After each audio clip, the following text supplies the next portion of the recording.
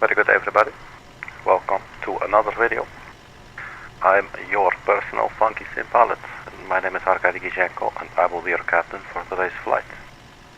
Today's flight will take us to the USA, United States of America, and it will take us actually along the south coast from Baton Rouge Metropolitan Airport to San Antonio. It's the San Antonio International Airport in San Antonio, Texas, the United States. We're using real-world time, real-world weather,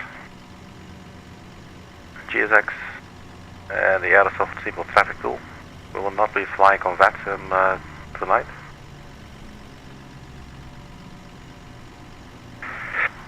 But we'll just be doing an offline flight. Flight time should be around 1 hour 45 minutes, I think. We're flying the Fenix simulations Airbus A320, and the livery that we're using is a JetBlue livery, and it's called what's sold is blue again. So it's like a retro style livery. The route that we're flying is not actually really being operated. Doesn't look like there's really like they're not like two destinations apart, if you will. But we're going to fly it nonetheless. So we're parked here at one of the gates at the Baton Rouge airport. Jetway has been connected, and let's get this sucker started up.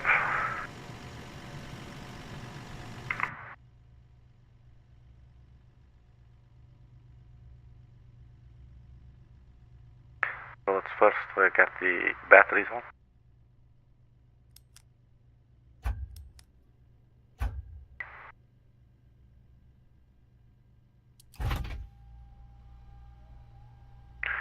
Turn on power, drop coaxes by ground control, and let's set the address. So the aircraft can start figuring out where it is. Get some lights on the overhead panel. Let's arm the emergency exit lights. No smoking sign can go on. So the Airbus systems are now doing a self-test. It's booting up. So let me quickly do a little sound check.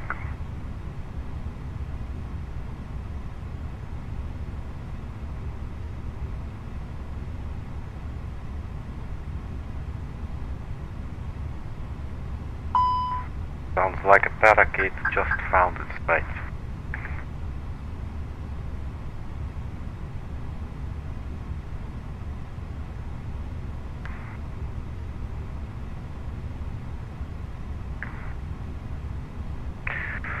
Right.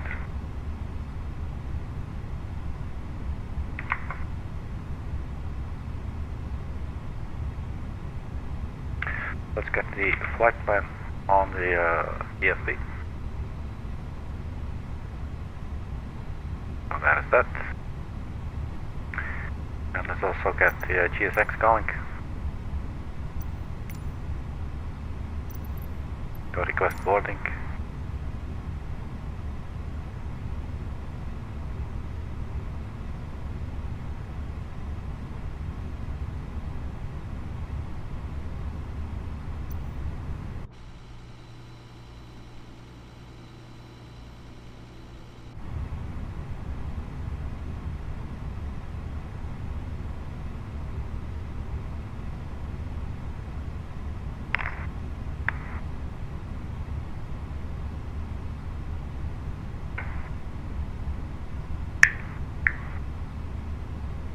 Is anything happening?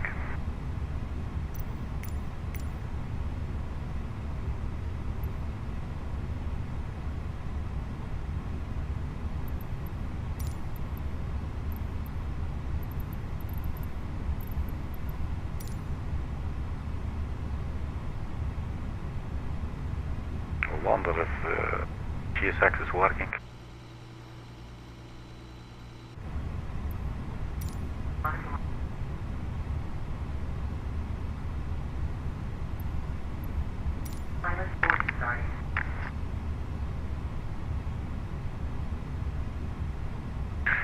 Probably GSX insists on being a little bitch.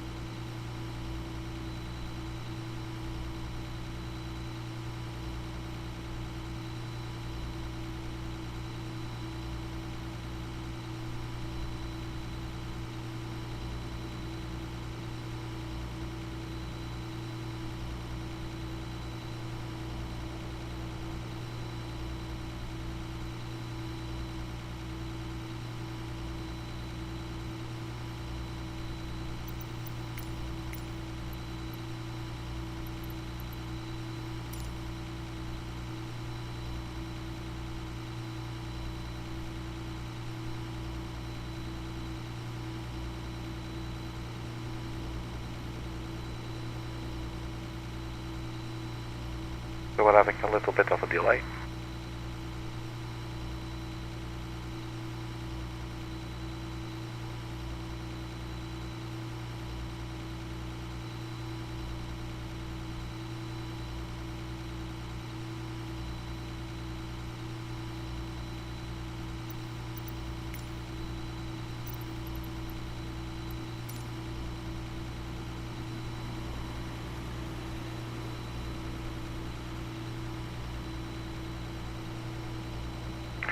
I'm guessing this is better. It's no fun if the salts are not working, you know. The boarding requested, let's also request catering service. Let's go for Chelsea.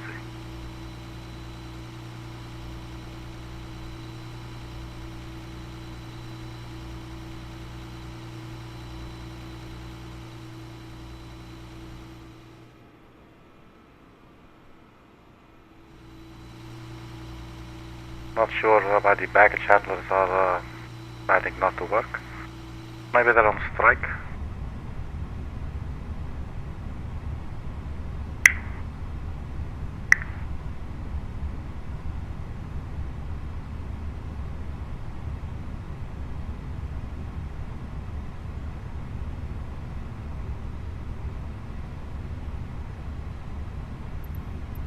Do you want to board crew? Pilot's boarding starting.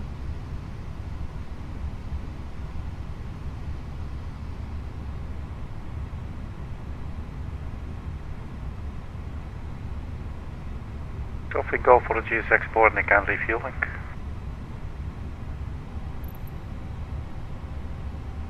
Crew boarding starting.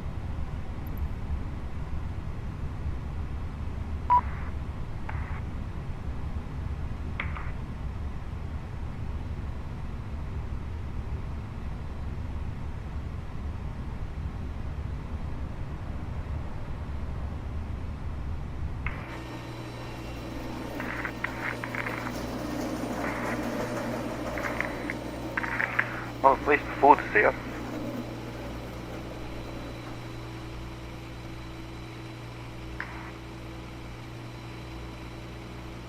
Just not sure if we'll bring any baggage. So let's set it all up.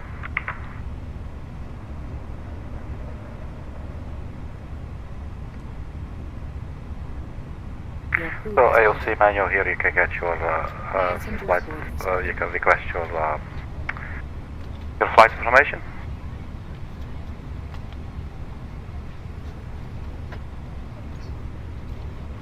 And once that is done, you can go to the Init 8 page.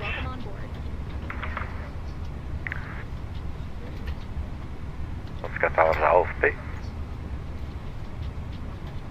So we are JetBlue 812. Let's see, let's first request the first bed here. And then they're asking for cost index and cruising altitude. So cost index 20, cruising 380. The cost index is 20. And we'll be cruising at an altitude of 380, flight level 380, 38,000 feet. Flight number will be JetBlue 812. You know, I'm a poet and I don't even know it. Alright, let's put it in then. Very good. Get some wind. Good afternoon. So this is how you get wind without eating like chili con carne or some other type of chili. This way.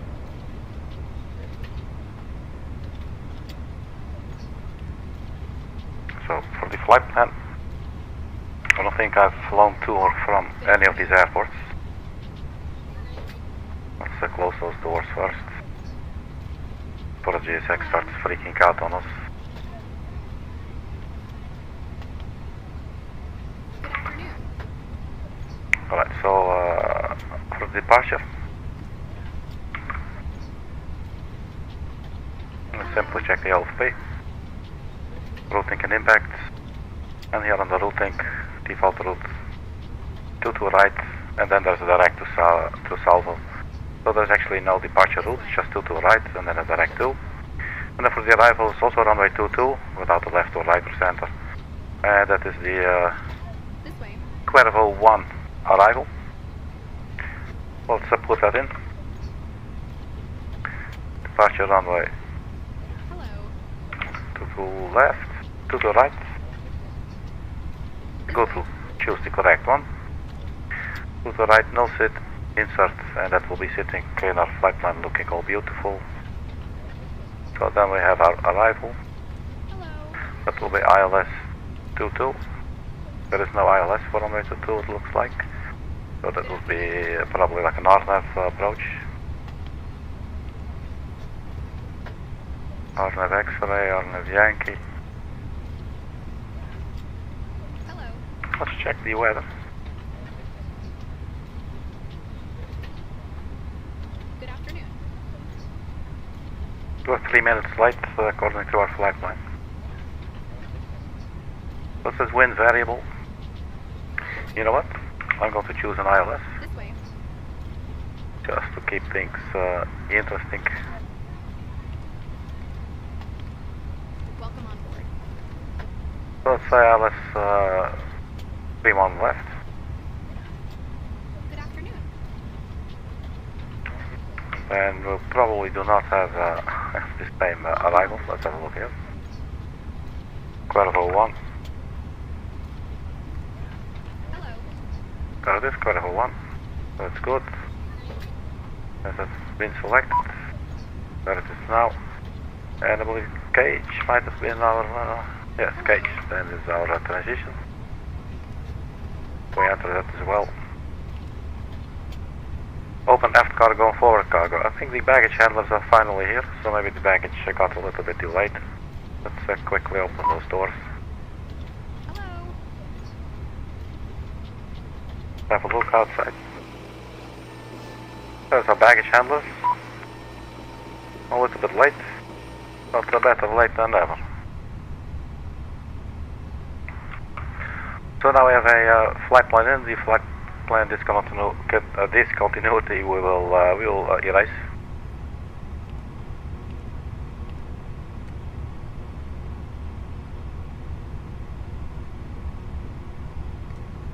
So basically for the NSB page, see what is happening with the mass imbalance. Planned 115 passengers, currently boarded at 53. Planned kilograms cargo 1,725, loaded 0, but they're actually starting right now. So that should start changing in a little bit. And then the fuel, Planned fuel 6,164 kilograms. In tanks we have 3,000. So this will be replenished, if you will. That is our cargo loading up, and the fueling will also take place. So the zero fuel weight 49.3. And we could maybe also have a look at the OFP. So estimated takeoff weight we do have. I'm never really sure where to find those things in here. So let's go back to the EFP. So we have, so that's actually, so I think either we wait or we put in the numbers from the OFP, but I'm not really sure where in the OFP you will find this. There's always a what do you call that? Like an estimated numbers. But of course, you know, there might be some people not showing, some people bringing maybe more, you know, more luggage. So as far as I understand, you should actually at some point receive a company message, just like you see there's a company message here, and it should give you your final load sheet. So we could have a look at maybe that's actually in there. I'm not really sure where to look for those things. Let's try the ATS fuel system, AOC menu, that's like the AOC menu. Received messages. So we have two load sheets, one for 2028, so let's just open that up. What's the current time? It's 2037. So preliminary load sheet.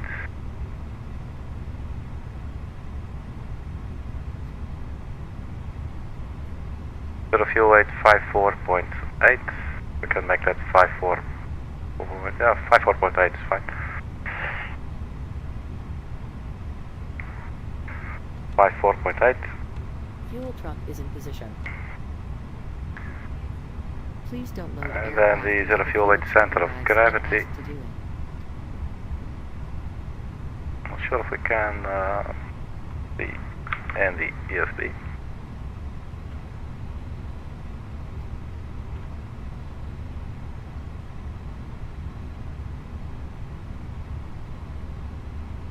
Actually, if we go to the calculator, the departure performance calculator, the runway 2 to the right, surface is dry, single load sheet, the preliminary one, sync live weather.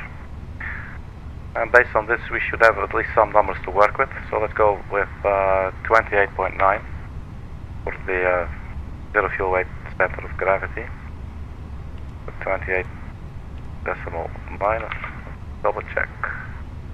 28 decimal minus, that's that. For the block fuel, it was about 6.1 or something.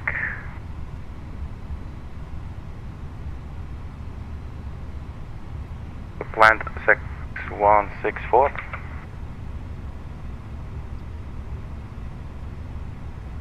So 6.1, that should be okay. Trip wind we already downloaded basically. So that's this bit set up as well. This is now being calculated. Takeoff weight 60.7 and the maximum takeoff weight will be 73.5, so that's all safe. Oh, there's no loading the aircraft with fuel. Something I actually never do in GSX. Sort of a first, I guess.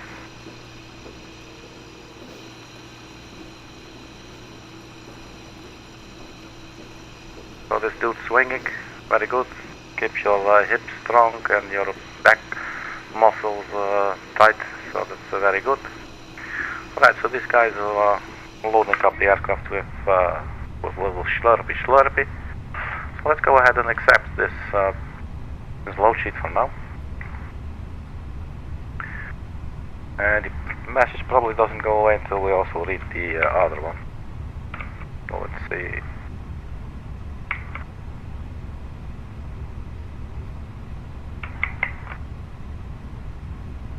So if it's done, and we'll look at the first load sheet that we got. And just, I don't know, just accept. I don't know if you should accept it, go return. So what's the message that we're getting now? This is the same old, so we can just clear that out. That's nothing important at all. Boarding has been completed, so that's good news. And the message, company message here is gone. So the moment we see company message, we can check our messages, see if there's any kind of update or something. So now that boarding has been completed, we're waiting for the fuel. The fueling looks complete as well. Wait, I'm looking at the wrong box again. The fuel is still going. Alright, so then the final page will be the performance for a takeoff. And we can get that from the departure performance page. The synchrology preliminary, we've done that. The weather, QNH 1015. I think we should have. Oh, no, not that.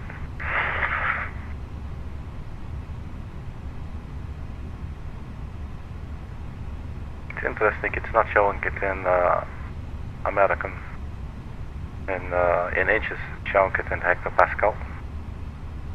Usually the United States should be in inches. Anyway, so let's do the calculation, or let's do the, if we do it, V1, 123, rotate 124, V2, 128. Transition altitude 18,000 feet, that's normal in the United States. 1570, so it looks like we're probably, so this is the thrust reduction acceleration of altitude. 1570, so that's where the aircraft will start dropping its nose shortly after takeoff to gain. So it's basically around this height to get some more stability, and then it can drop its nose to gain some more speed. So that's usually around 1500 ASL. So we're probably around, there you go, around 70 feet, which would give you 1500. So that seems to be okay. Flex takeoff temperature 70 degrees. Oh, there's a flap 3 takeoff. That's interesting. Okay, aircraft loaded. Thank you. So flap 3 takeoff. We'll put it all into the ESB. So V1 speeds 123. And then we rotate to 124. And the V2 speed is 128. Position output there, 1570, 1570, and then flex takeoff temperature 70. Go to a flap 3 takeoff. So basically that is it. The flight plan is also in there. I do want to go over quickly the discontinuity. So we have basically we should have a direct to salvo. So I guess we can probably just clear this out, just like that. Insert it, and then it's gone. And then to quickly go over the rest, so the top of climb, cage, weight. This is basically after cage is already our arrival. That's the top of descent. Cuervo.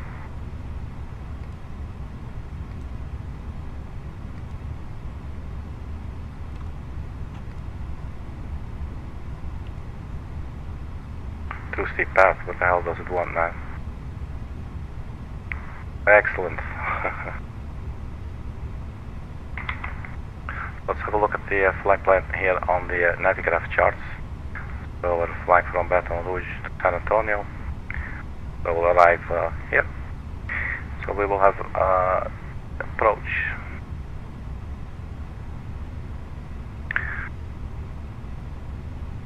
I believe we had 3-1 right.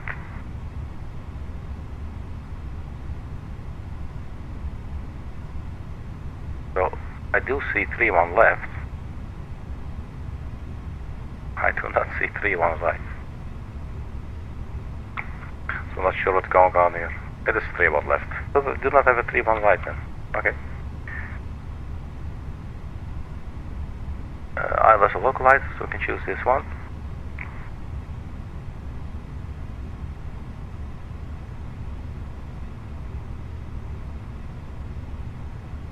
So 3-1 left, that's heading 308. Then there we have slow, and we have Cougar before that. Slow T-fix. We see Cougar, and here is Turismo, and Trunks, and Cougar. So I believe we coming from Cougar.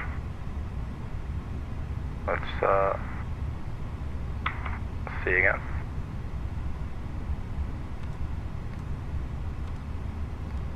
We got the Cuervo, pitch out. Well, doesn't look like it will come CAAGE. Let's also have the arrival chart there. Marks PG out. Cuervo.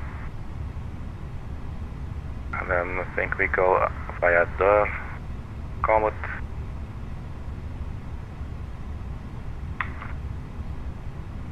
Marks PG out. Cuervo, Der, Comet, L3, excellent.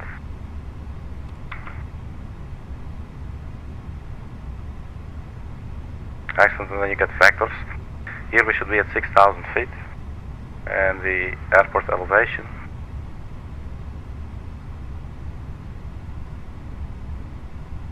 The graphic.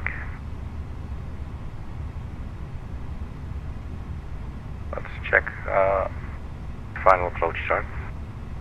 Airport elevation is 809. So we should be 6,000 feet. At excellent, and after excellent we will get vectors, but there's no vectors, so we'll just do it ourselves. And here's the runway. So basically we're making a right turn.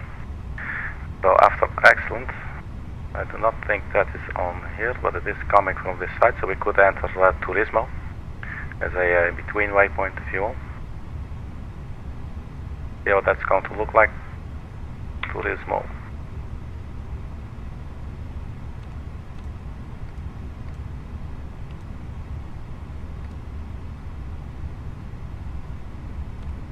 Just entered that in. So after excellent to Turismo, we have address now, so we can actually see what we're doing. Let's zoom in a little bit more. So Turismo, and then it says manual, and then if we can go from there to slow. And there might actually, so Turismo manual, we can delete that, and then there's slow defects. I think we're almost there. If we wanted to, we could maybe keep on going to Cougar. Let's do that. CUGRR.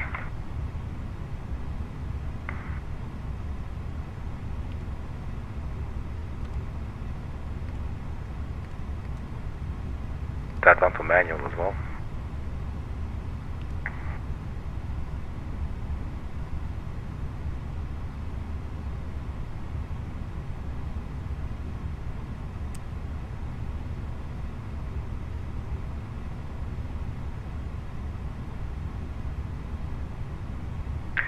Remove the manual bit, because that's just making it look really messy now.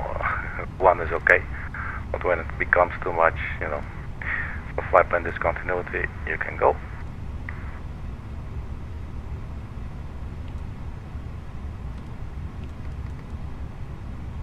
And this one, not sure if, I think we just delete manual first. And then you delete the flight plan discontinuity, so after Cougar it will go directly to slow.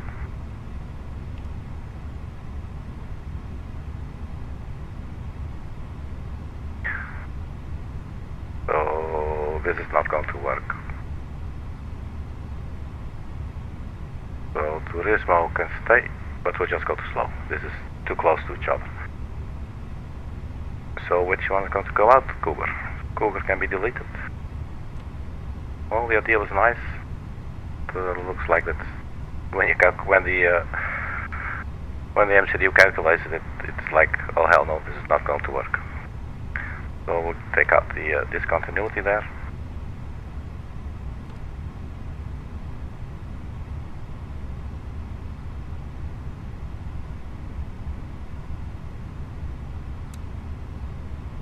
Okay, man. So these last days looks like I've been totally into creating fractals on the navigational display. I don't know what is wrong with me. Maybe some brain cells are on vacation. And I could not blame them, I must tell you, you know. If I were a brain cell, I'd be like, I'd be my brain, I'd be like, hey dude. So Turismo, just messing everything up probably, so let's just, basically what I'm doing now is a step-by-step total undo of what everything I've been doing. So let's see what this is going to look like. And then we just hook up these two together. So this is too steep a path, so we should be at 6,000 feet at excellence. We'll see this on the arrival chart. Excellent, 6,000 feet. So I don't know why it's whining about that. You know. So flatline discontinuity should go.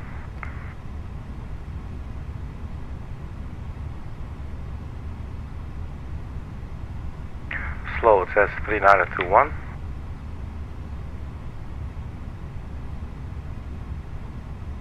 And we can find slow on the final arrival 2700, so that would actually be even lower. So I'm not really sure what the message, well, you know, I can understand English, deep path. Might it have something to do with our speed? I am going to try and just see if we can clear that out. I'm not sure if we're allowed to do that. It's invalid. Probably because it feels like, hey, listen man, I'm not going to get your ass killed, you know. If you want to get your ass killed, you're going to get your own ass killed, and I'm not going to be the one to get your ass killed, you know what I'm saying? Well, probably something like that going on there. And, you know, who can blame him, you know, in all fairness. So, yeah, but my goddamn motherfucking ass, so we're just going to do it like this. So again, we'll go back to ARC, and we'll leave this zoomed in for now, and let's turn on the constraints.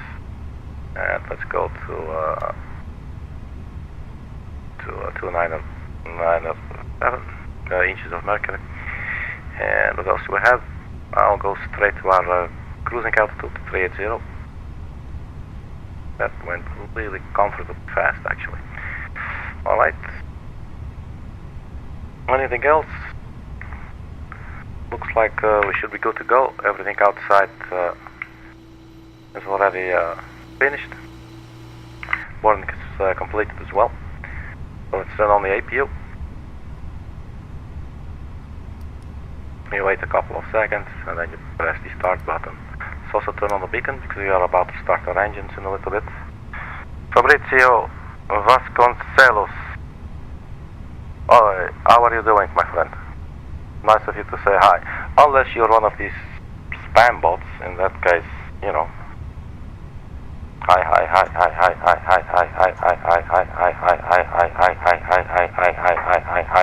How you doing? Okay, and so on, etc.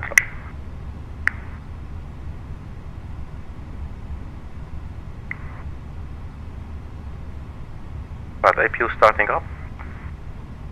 We have fuel on board, so let's turn the seatbelts on. I do want actually visual confirmation of our fuel number, 6160. That's okay with me. There's a new company message. Let's have a look at that. So that's another load sheet. Should be the final numbers then. It's actually quite interesting. Never really used it like this before. So 55.0 is our zero fuel weight. So if we go to the back to the inner B page, see if there's anything we still can do. Zero fuel weight 55.0.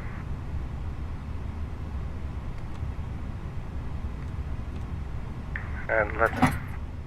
What the hell is going on?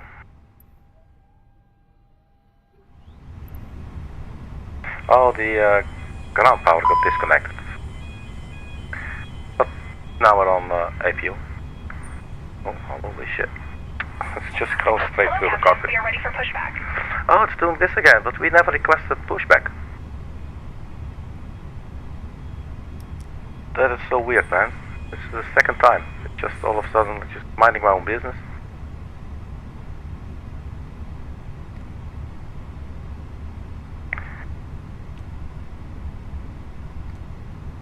So 55.0 Bypass pin forward inserted. slash.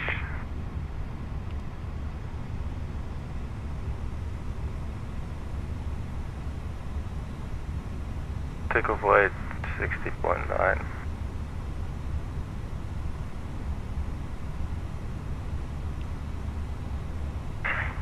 So definitely, that should not go that high anyway. clear. So we get new numbers now, 136, 136, 137. Transition altitude and thrust reduction, acceleration altitude, they're all the same. We get a flap 1 takeoff.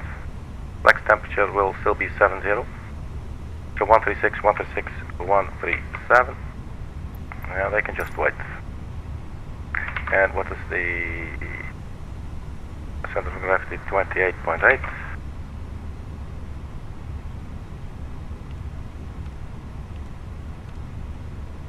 That should be it. And takeoff weight is now 60.9. As you can see here on the final load sheet. All right, that is one. We go back to the performance page. We go 136 V1, 136 V2, 137. Oh, sorry, V rotate 1 V2 137. Flaps will be 1, and that's our numbers. So they're asking us for taxiing. So let's just get going then. Let's find the aircraft.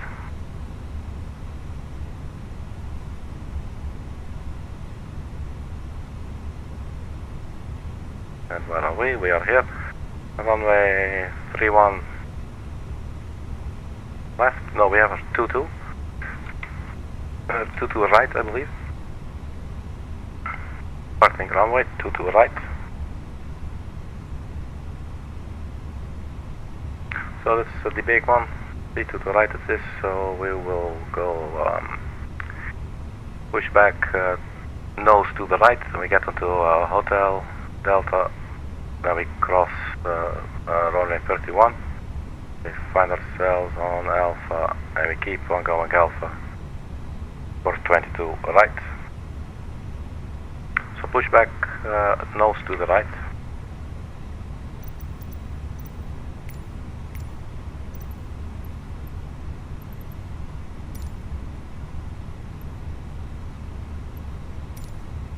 Release parking brakes, please. You got it. Parking brake release. All engines clear. Start at will. Okay, so we've been rushing us a little bit now. Turn on the fuel pumps. The beacon lights on. That should all be okay for now. Let's start up engine number 1 first. Lock the flight deck door.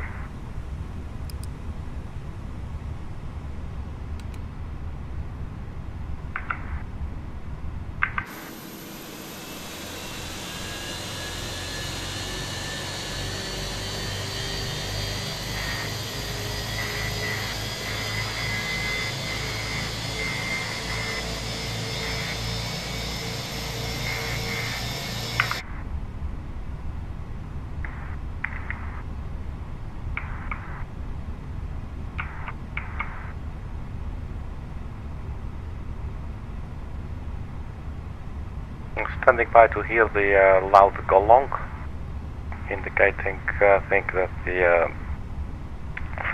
power source is switching from APU to engine. Parking brakes. Waiting your confirmation for a good engine start.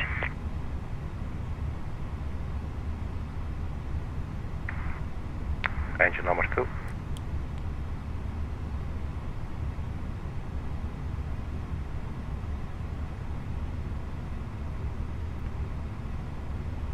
So if we check now engine number 2, or check the electricity, I'm curious now. So APU supplying power on this bus here. Probably when we hear the gong, the generator 2 is activated and starts feeding power into the systems. Where it is now drawing power still from the APU. I'm thinking it will turn green like this one, and you know what I mean. I'm curious to see how that, if that is actually, it should be animated, I guess. Never really looked at it like that before. That would be really cool. You know, it's the small things in life, you know.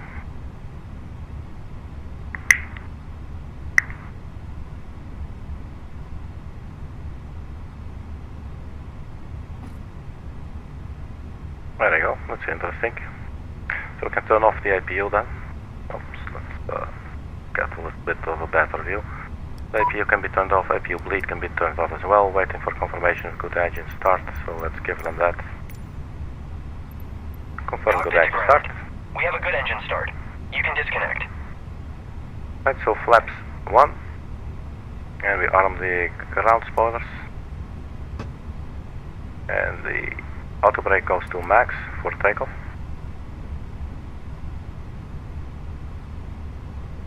Predictive wind shear still off.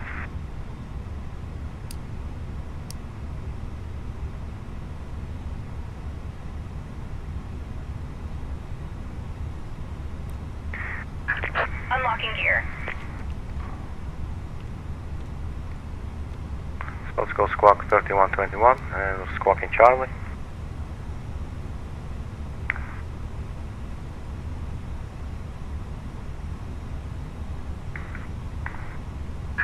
Tow truck disconnected. Bypass pin removed. Left is clear, right is clear. That's good to know. So, if I said that correctly, we'll depart basically straight out or start taxiing straight out. Hotel will be Delta, and then we basically turn sort of left towards the runway there. We'll cross that. And then basically we just keep on going. That's it.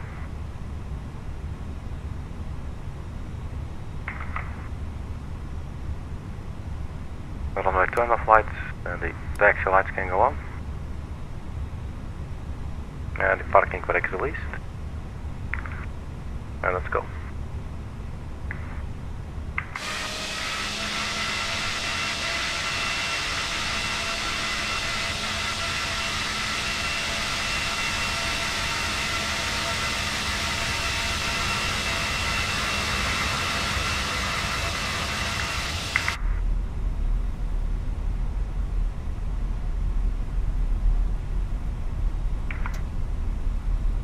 Putting the engines back to idle.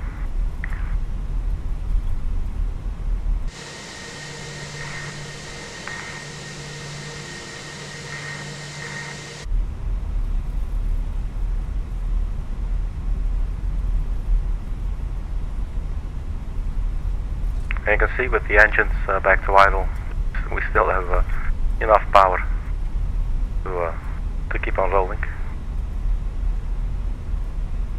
So that's the understeering, if you will, of the Fenix. I must say I'm getting used to it a little bit better, but still I'm not a very big fan. But I might become one.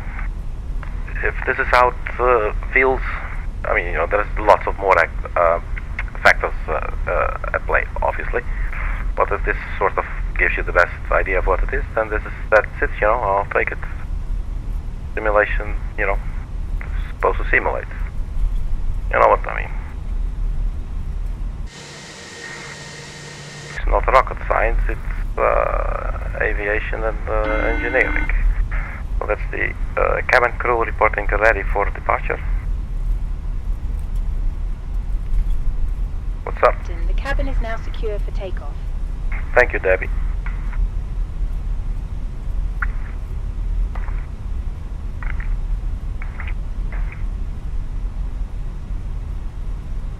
Let's watch our speed a little bit.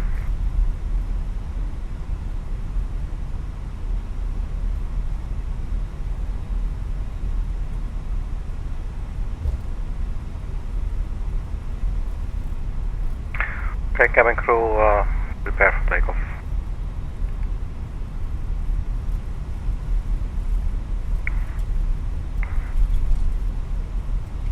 So here is our runway. So let's get this thing going and let's fly to San Antonio.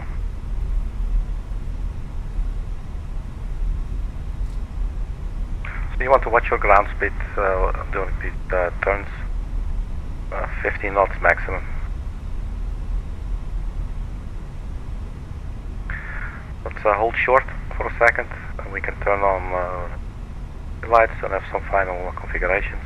Configuration checks and procedures. Not too much, just a couple of buttons. Parking brake set. I think we're nose over. Well, not fully. Alright. So we're at the runway. So the strobe lights come on. Let's get the landing lights on as well. The nose wheel steering light goes to takeoff. And I'm guessing that should be it. Let's do the takeoff config test. And there's no blues. So let's release the parking brake and line up.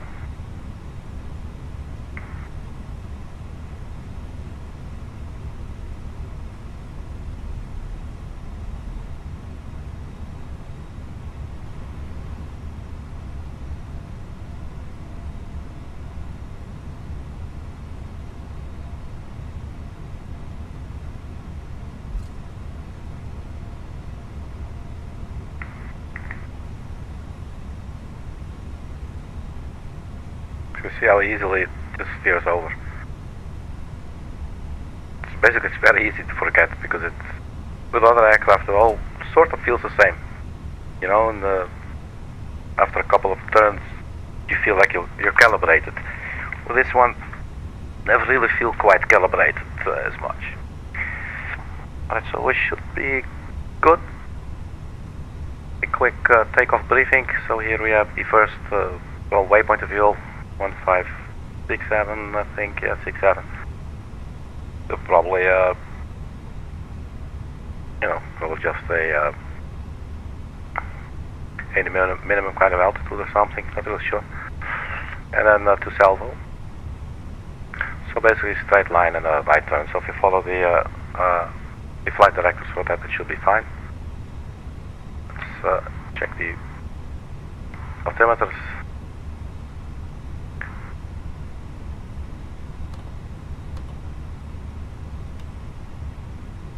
Alright, playing the same. I think we have everything here as well. So then, well, TARA, we should turn that on actually for the TCAS. Parking brake released.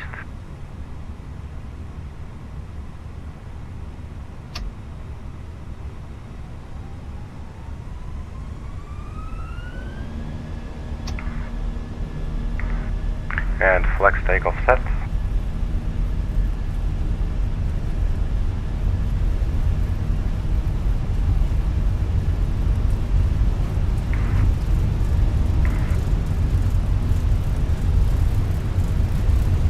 So V1 speed is now 136.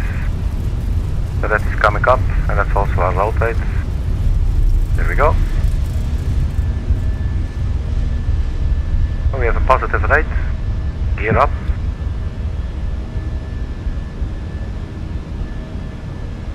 And then once we reach 1570 feet, the nose should be going down. So let's just fly like this for a second so you can see what I'm talking about.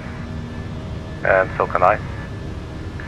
So the green crosshair basically, so the horizontal line should want to go down once we pass 1570. It looks like that's the case a little bit, and also turn right. So we have to now put the thrust levers to climb.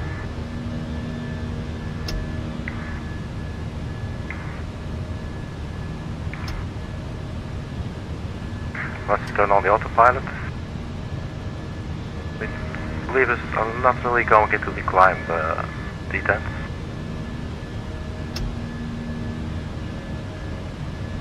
There we are. It's a little finicky. So what I said, the nose will then go down a little bit, and then the aircraft is allowed to accelerate travel a little more efficiently. So that's the flat speed, I think, the green S.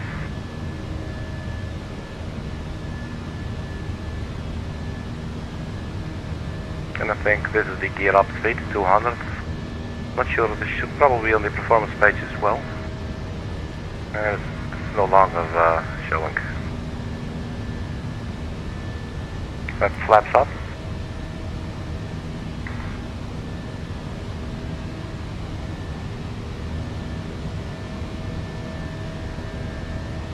Okay, we can disarm the ground spoiler. Turn off the nose wheel steering lights and the runway turn-off lights.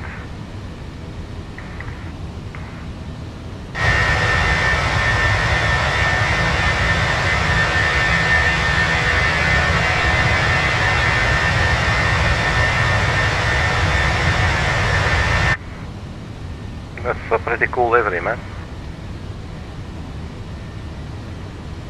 Alright, so we're on our way to Salvo.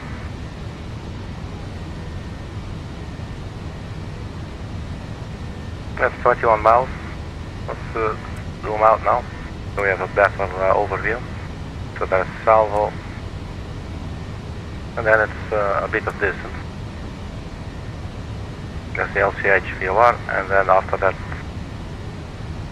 I think that's where we'll end up at flight level 380. Zoom out a little bit more. The top of climbs after LCH. So that's the top of climb and that's the top of descent.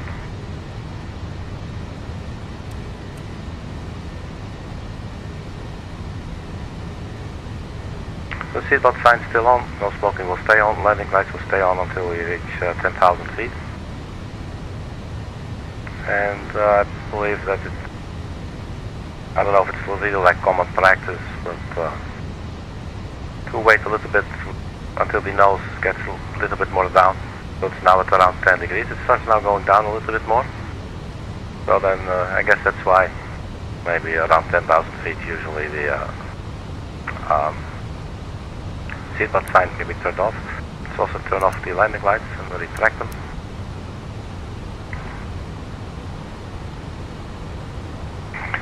So we're on the way to San Antonio.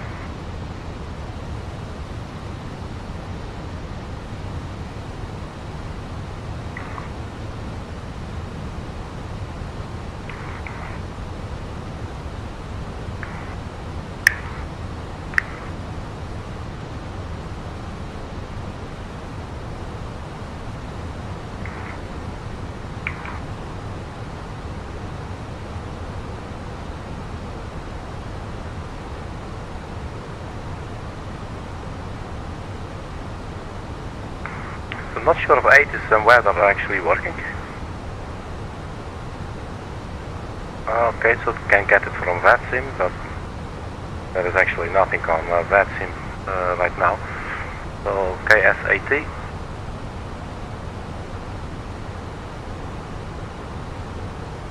That's the airport arrival.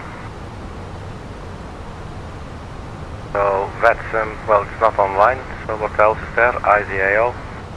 It's either IVAO or VATSIM. We're probably going to get nothing. I'm expecting again, like in the forum as a company message up here. Oh, I forgot to set the timer. Let's do it now.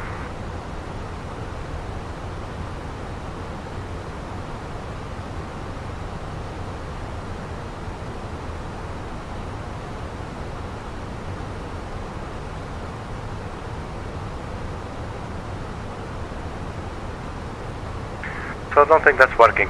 San Antonio, I don't know about the IVAO network, but I'm guessing these are small airports. Probably not manned. What happened here? What happened to KSAT?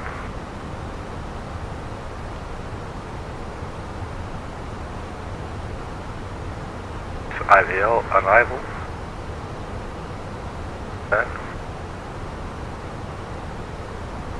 There's no company message. So I'm thinking there's not even a message saying, hey man, we got nothing for you. You know? Right, so we're almost at transition altitude. We're now at Salvo, turning for LCH.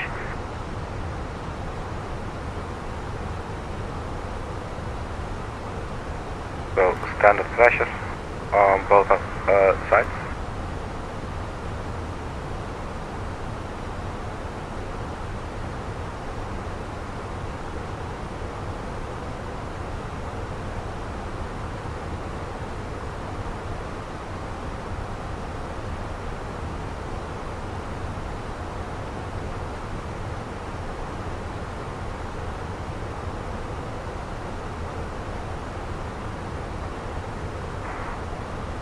So let's have a look at the vertical profile, if you will. So, Cuervo, peak out, what's the G, peak out? I thought it was PC out. Marks, so let's go 13,000 feet at marks, if that is not in the flight plan.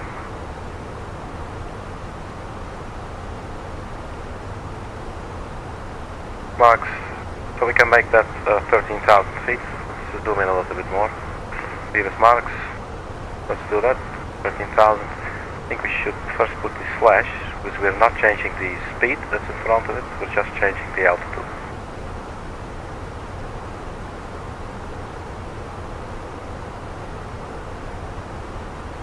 So 13,000 feet. Hopefully then it can start recalculating, you know. Traffic, traffic. So where's the traffic?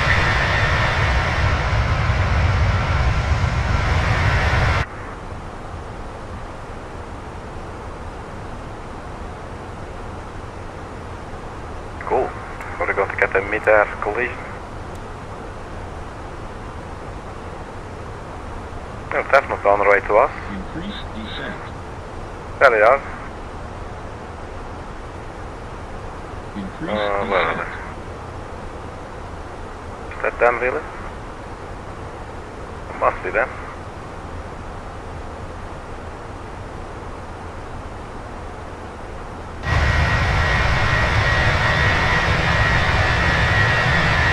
There they go, behind us. That's pretty awesome, man. So you can see here, Fear of conflict. you can see the, I don't know what it was doing, but it was doing something. The TCAS system was responding, I think. I think it does it automatically in the Airbus A320.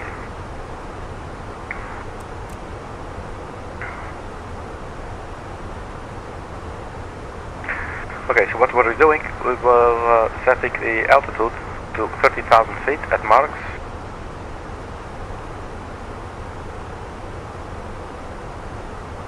And then that might obviously change, maybe just ever so slightly, but it might change the top of the set as well. Might, you know, affect it. It's now sort of there on that little line. By the time we're done with the next step, it's already somewhere else probably. So then we got, let's see, to Comet, and that's 6,000 feet. Are we going through Comet? We're going to Excellent, that's 6,000. So after marks.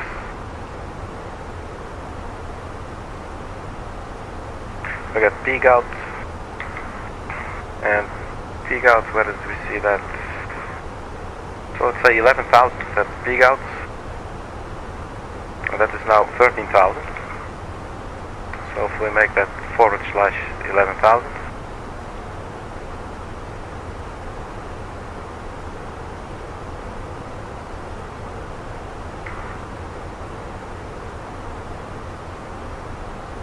That is too steep a path. I'm not really sure, I've never seen this, man. Well, maybe once, but must have something to do with the speed. I don't understand. Usually it should be fine. Is there a way to sort of like undo the damage that I've done here?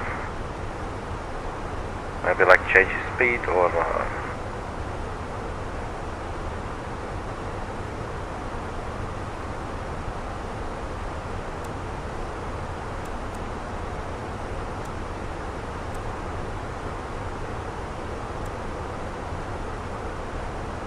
to rodeo, and then comes marks.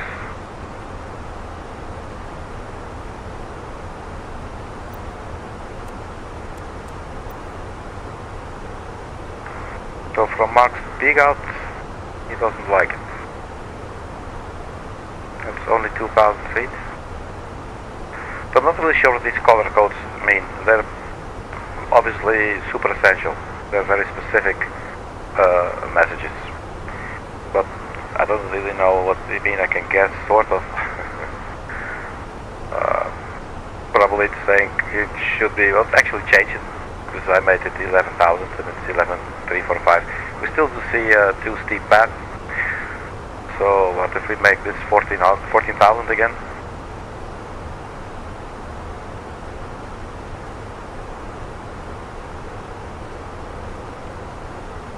So 14,000 at Marks.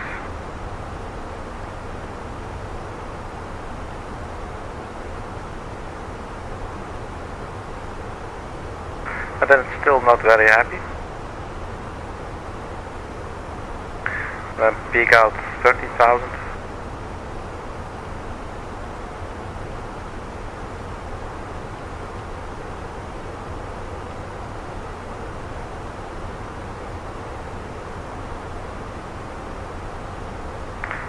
Looks like this is a little bit better.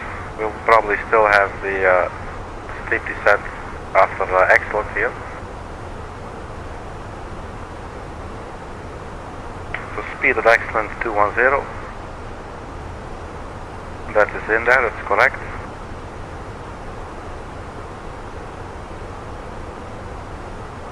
I have no clue, man. We'll probably make it work.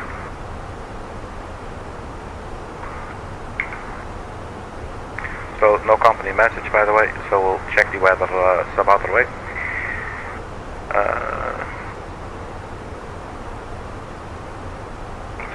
Progress, anything we need here? Not really. Let's look at the ILS. 31 left.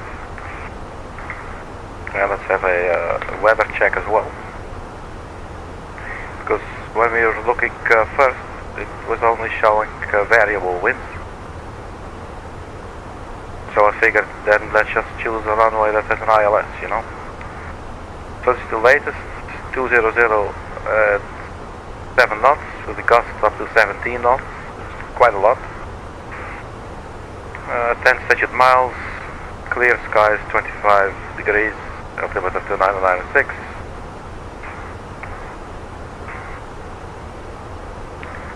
So 200. I think we're okay with our runway. We'll have a crosswind landing, but that's pretty cool. So we got the weather. So then we'll have a look at the ILS. So this will be our runway. So that is runway 31 left. And the glide slope will start taking us down at defects. And that is 4.1 nautical miles from the ILS at 2200 feet.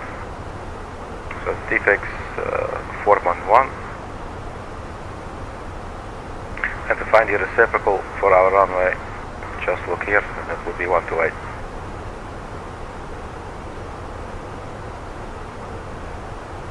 So KSAT 31 left. If you go to the fix page, just choose any waypoint and then click fix info. So KSAT 31 left. It will identify this as the runway. So the radial 128 degrees. That will give us the extended runway center line. And the radius, I believe, 4.2 miles. Let's go back to the ILS chart. 4.1 miles from IIZR. And that is the localizer. So 4.1. So we'll just put in, let's put in 5, just as sort of a little bit more space. And that should give us the circle around the runway, as well as the extended runway center line, which is actually very useful. So CAAGE, weed. And then we're getting closer to the airport, and there's the extended runway center line, should be there. Have to go maybe one more step. There's the line. And it's the range thing of 5 miles. So basically around that point is where the glide slope will start taking us down. So after slow, we'll have to start to get ready real quick. And now it's visualized, so that's good. And if everything's okay, maybe we could just leave out excellent, but let's just try and fly the whole thing. I think excellent and slow are probably really close together then.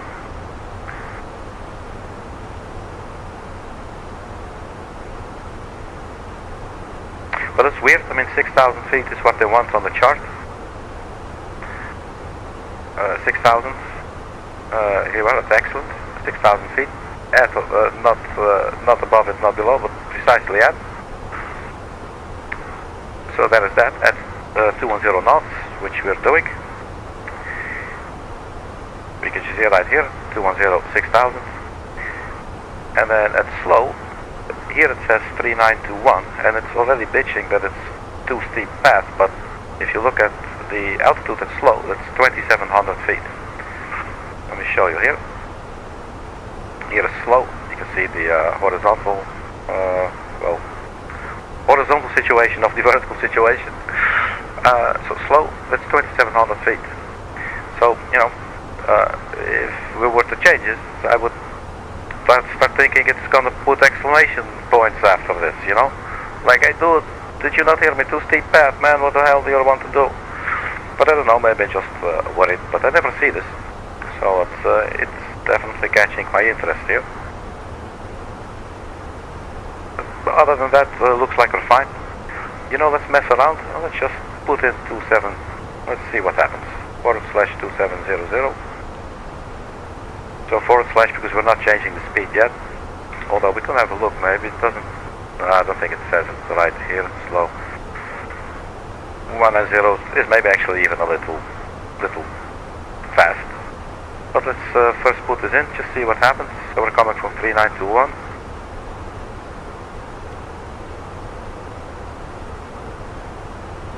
Well, obviously there's no exclamation points, but let's just keep it like this. I think it's going to be interesting. It is where we need to be. We have to get down anyway. You know, we have to get to 2,200 feet to get the nose to go down and follow the ILS, the glide slope. Decision altitude, San Antonio will be 200 feet radio altitude. So if we go to the performance page, we can enter all that information in under approach. So that was 200 feet radio. And it's so much better than dialing a knob, you know. And the Q and H, I have to check that again. Currently 2996.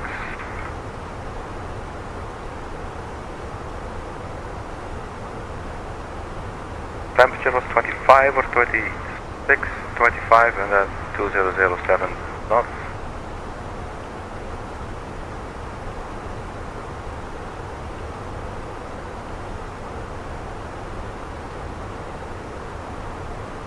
So temp 26, mag wind 207, 25 degrees, not 26.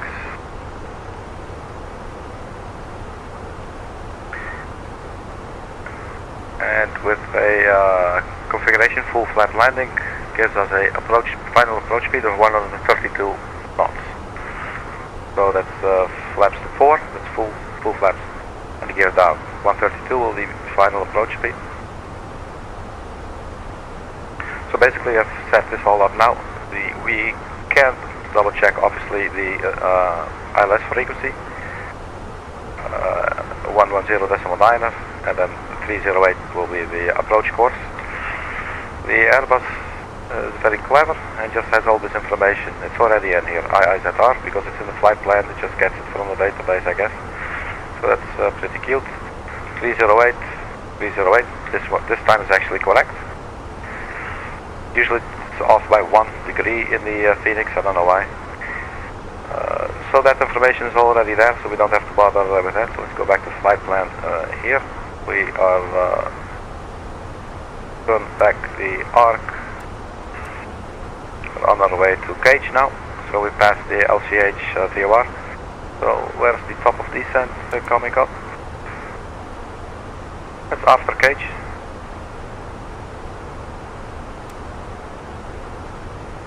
So it's cruising altitude now.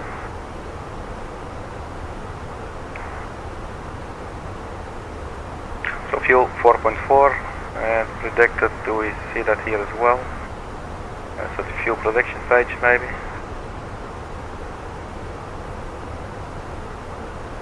Estimated fuel on board at KSAT 3.1.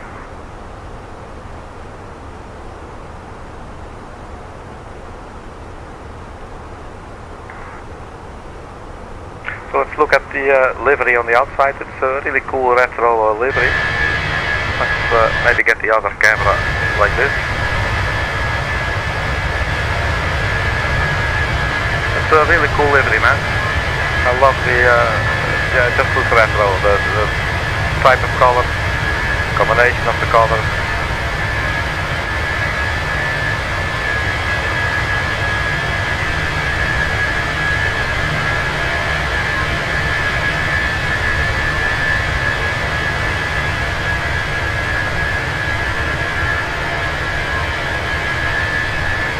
Puerto estático no capaz ni de formar los agujeros, el área dentro de la línea roja debe ser lisa y limpia. I have no fucking clue what I just said. But I probably said static for do not block the form hose area within that line must be smooth and clean.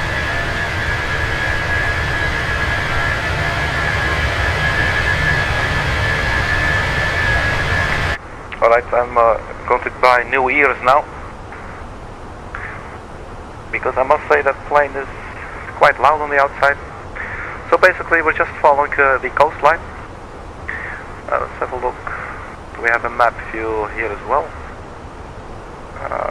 Not fully sure, but so let's have a look here at the map.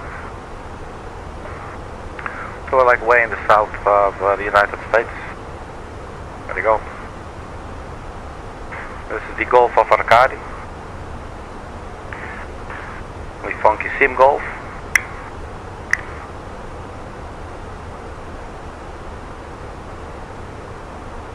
Just because we can't, you know. So yeah, in that sense I guess we're pretty much set up with everything. It was interesting to get the load sheet for a change, to actually use that in the AOC menu. The ATSU AOC, then the text messages. It was very interesting to get the hey look, we do have ATIS. That is so cool. Let's check the latest one here, and it says no ATIS available. Okay, well I'm not too surprised, but I am surprised seeing that it says, what the hell is this? Julie Ops 2133. Now then, or what? Where's the time? 2133. So this from JetBlue operations, I guess. So let's see, what the hell is this? And ATC for 27 minutes, ATC delay card on company. Yeah, we're late. The flight plan was we're delayed. I'm not really sure what all the acronyms mean, ATC. I'm only familiar with the word tardiness, which means absolutely dick in the street. Send ADC for 27 minutes, CADC delay card on company tablet, and allocate as per 0MB 2433 and assign free taxi if applicable. But we can have a look, because I believe there is something here, delay allocation card. I have really no clue what the hell this is. ATC delays, so it's probably like you give a code for what the reason was maybe. So like there was a loading error. That's pretty cool, man. Actually never really looked into this, or at least not with context. So ATC delays, ramp delays, engineering delays, ground equipment operational delays. So it's probably operational because we're just slow ourselves, I guess. Incorrect departure time, new route fueling, delay. So basically, who are we going to blame it on? Well, just blame it on other. I mean, thinking that's what it is, I don't know. And then I think, as per blah blah blah blah blah, and assign free text if applicable. Not really sure if we're supposed to do anything. I mean, like if we can, you know, but nonetheless it's cool to see. And then there should be no more company messages there. Let's like get the fuel page up down here. Actually, let's have a look at the engine page. They're looking very engine-y. If I were on the engine, I would want to look like that. Let's get where's the fuel. We still have fuel, so we're still flying. These are very essential to aviation. And that is going steadily. Nothing too serious there.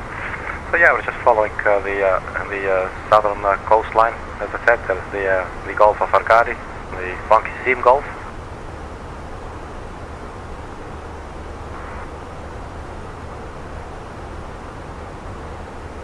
That's the United States from the sky.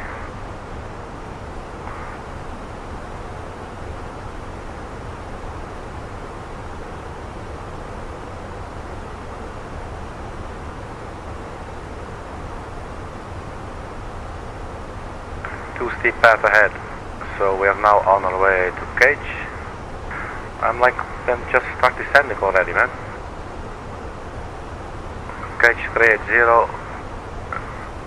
There it says stop of descent. Well, let's just get back to the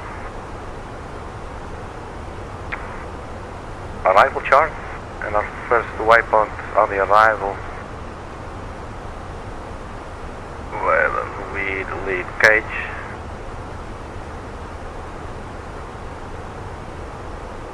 It looks like you should be at 13,000 feet.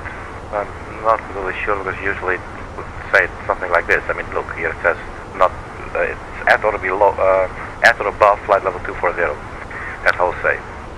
So let's look up Jose, and that is 290 even. So even that is not steep. I'm seriously confused here, man. Yeah. Well, so that means the number can go up.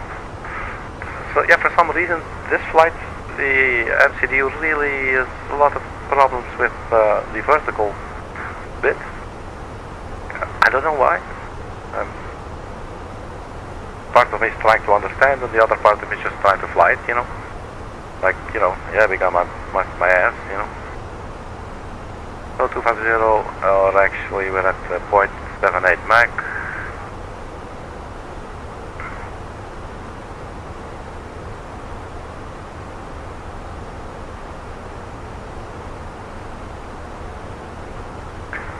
Do we have like a huge tailwind or something? We do have a headwind.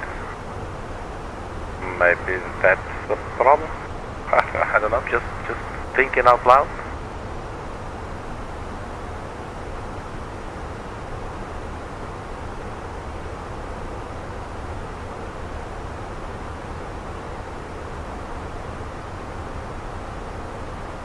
Cuervo 1.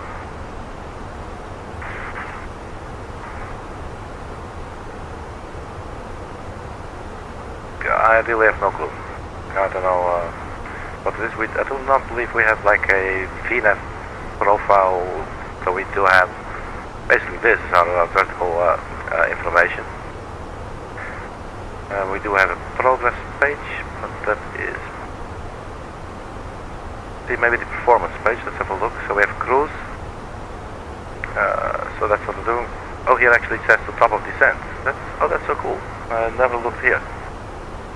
I mean, I've been on this page, but never searched for it here. So in 124 miles will be the top of descent. That's good to know. But will that be? Are we going to change it? Is anything wrong? I have no clue.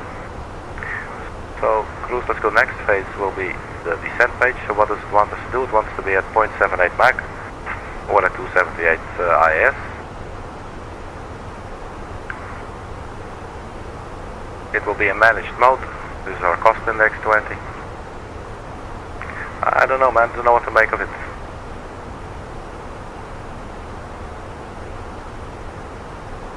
So maybe the aircraft itself you know, it's just a little bit insecure, you know. So maybe we should just try and comfort it, like nobody's aircraft, everything will be okay.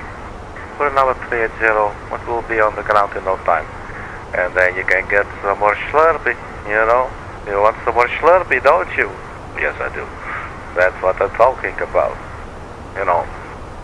So we're gonna get you down, don't you worry. Everything will be okay. Arkady is in control. Actually, I wanted to say under control. I almost slipped up there, man. And proved Sigmund Freud right.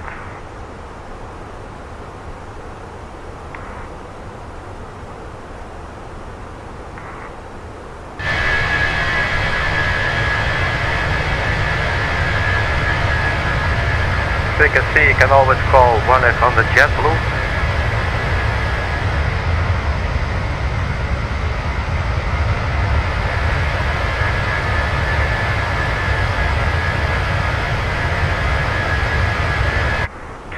Now we could always, mid-flight, just go here, turn off engine number 1, turn off engine number 2, and then turn on the APU, so that we do still have the electricity, and just do a glide landing. We are, however, not going to be doing that. What you will do is check, have another weather check. So 2053 Zulu. That's the current weather then.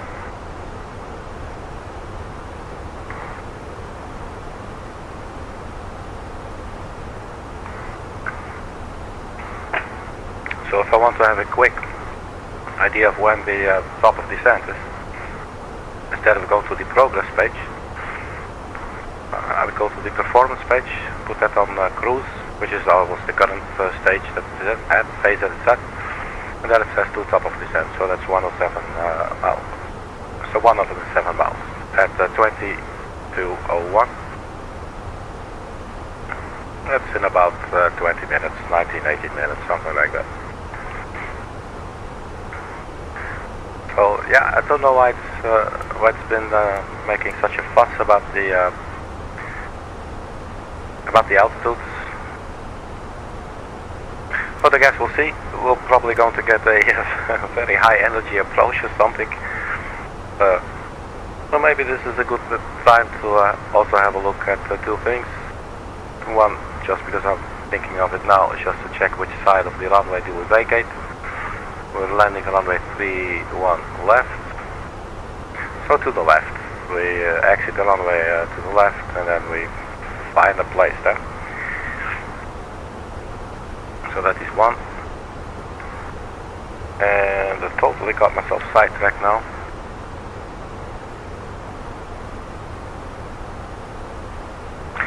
No sir, totally gone.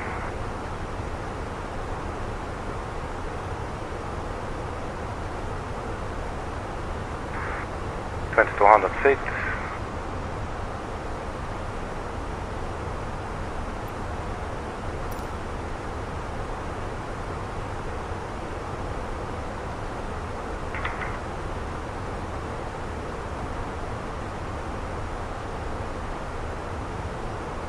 Too steep path ahead. Oh. It's still there.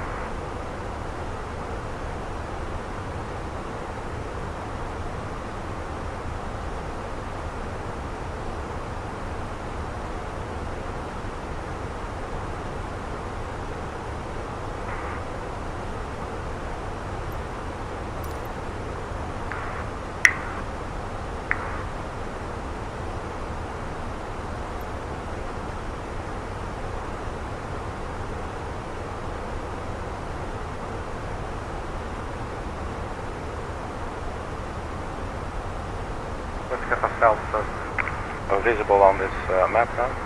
On our way to CAAGE.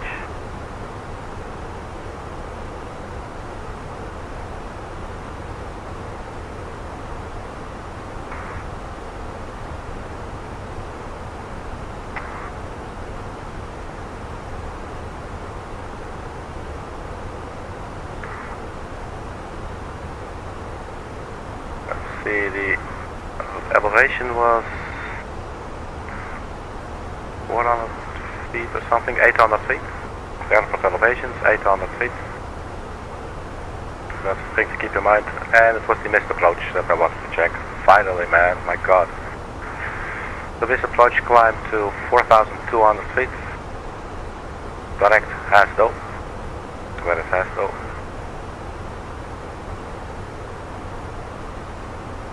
Here is Hasdo, so that's straight ahead. Track 307, which is basically the final approach course anyway. To Ruby. And there's a holding pattern.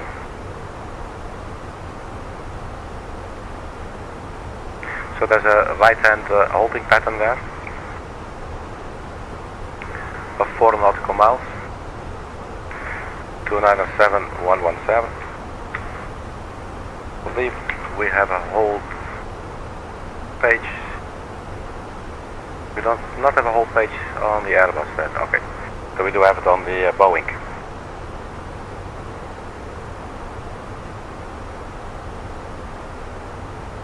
But the hold information will still be in here. Let's investigate. So here it's setting up the final approach, EVX, and there's our runway. And then for the turnaround, or for the go around, it will go to Hasdo, just like it said, and then to Ruby. And Ruby, it says hold R.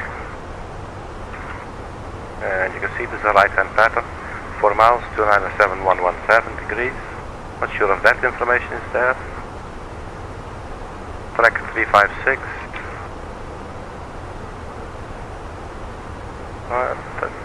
Not really sure what it means, but I would.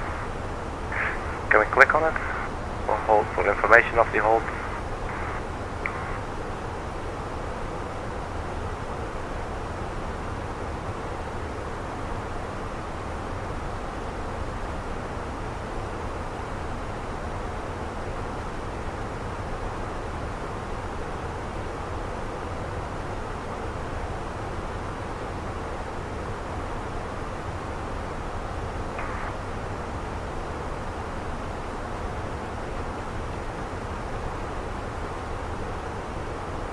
Hold, here it says course 117. That's correct. So basically it's going to do a right turn to 117, and then it's going to get into a hold. So it should probably do this automatically. But there are some things to do, and I probably won't remember all of them. The moment you actually execute the go around, you will have to check a couple of things here in the parameter flight display to see that it's in go around mode, which should probably, yeah, it should say something like GA or something, you know, and yeah, so, and then you go flaps, let's say you're at flaps 4, then you go flap 3, and you go full takeoff thrust, so toga thrust, so completely forward, and nose up. And the moment you see that you have positive rate, you retract the landing gear. And then basically you keep on considering it a normal takeoff. So you're following the aircraft's speeds for the flaps and everything. So you basically are configuring yourself for another flight, if you will. To just get yourself ready, and then you start navigating. And well, and then you should also be able to see, I think. So now it's following nav. It should say something. But, you know, I'm not too experienced with the go around, but I'm trying to get my head around it a little bit step by step, just by looking at them, thinking about them, you know, and at some point just doing them and messing it up, and doing it again, and messing it up again, and just learning by bumping the nose, you know. That's one way of learning. Like some people will read a book. So there's also that, you know. Alright, flight plan. CAAGE coming up in 35 miles. No, we're past CAAGE. Wheat coming up, 34 miles. After wheat we have whale. At the top of the descent, I don't know, like so late.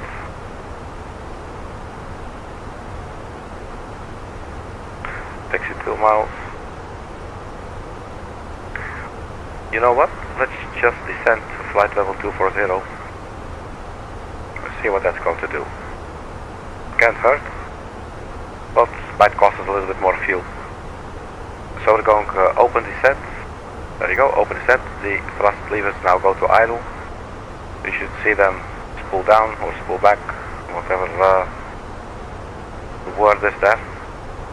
So if you now listen outside, it's a lot quieter.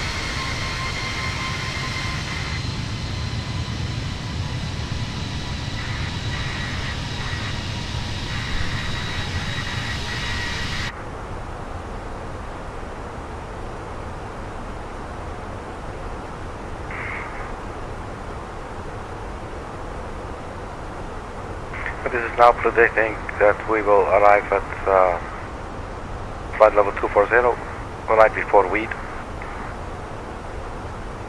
So what if we say, let's try something, see what's saying here, let's clear this out, maybe it will never come back.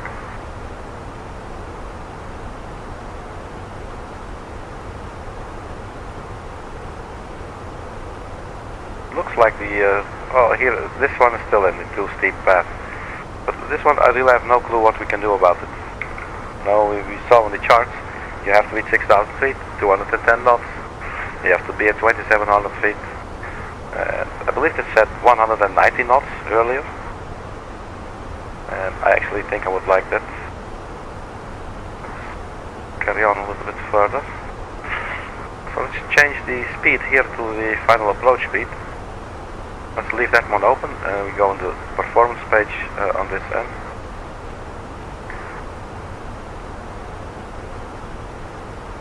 And go to the approach. Oh, this is actually the go around. Previous, go to approach. 132. So let's put in 132 there.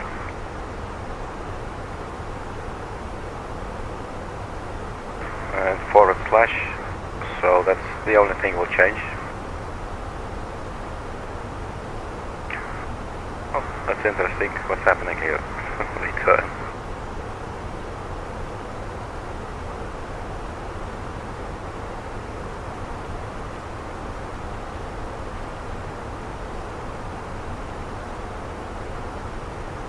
So 132 slash, you should hit that one. Maybe you're not allowed, or it doesn't work like this, or I just misclicked.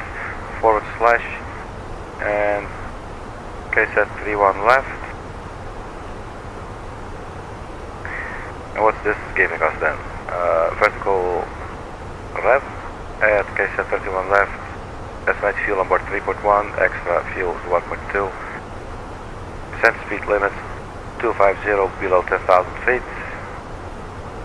Not sure what RTA is. Step altitudes, constant Mach, wind data.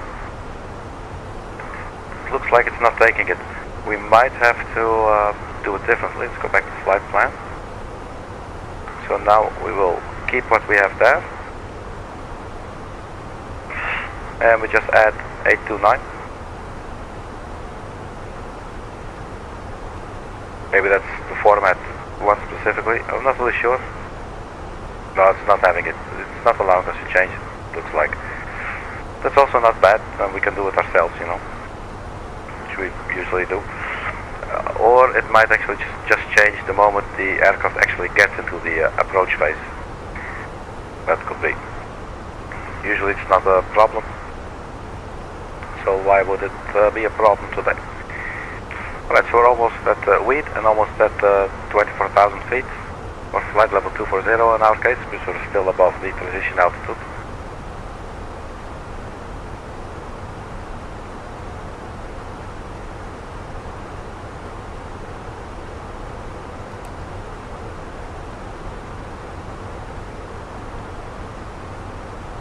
So if we keep descending like this, for instance,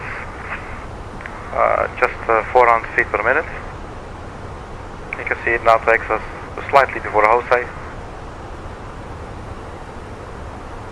And this might also help keeping our speed under control, if that might be an issue. We do still have the speed brakes, so they can always help out when needed.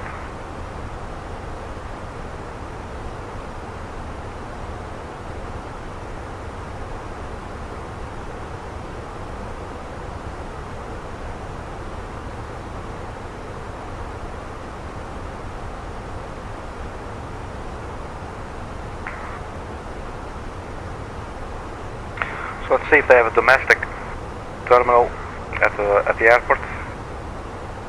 Sometimes it's really clear, but not always.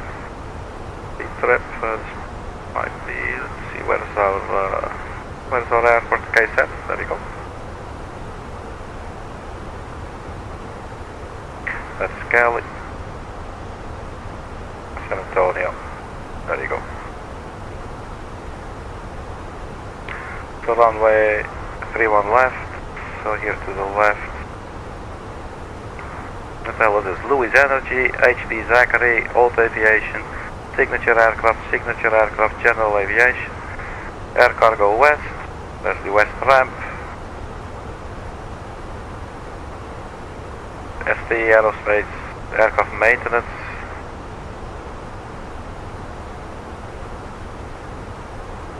Landmark Aviation.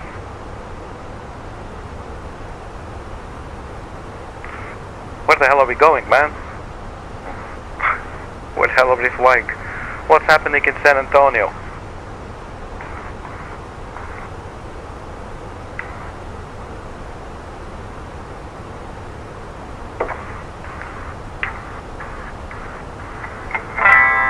What is happening in San Antonio?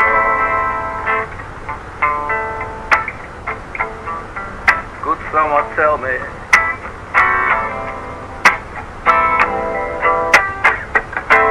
What is happening in San Antonio?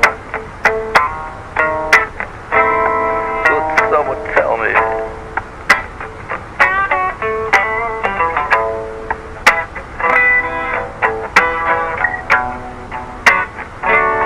I guess we'll find out soon enough.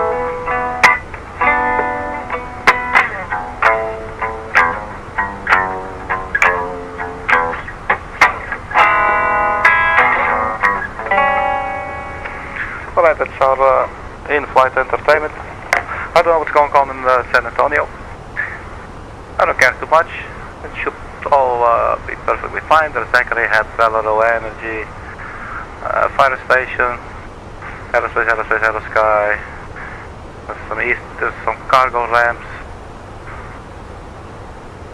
I don't know, but we'll find a place for sure. It's a big airport, big enough for this. Much bigger than the Airbus that we're flying. And there she is, the beautiful retro livery. It's a bit odd to see like a modern aircraft with such, I don't know, old school livery.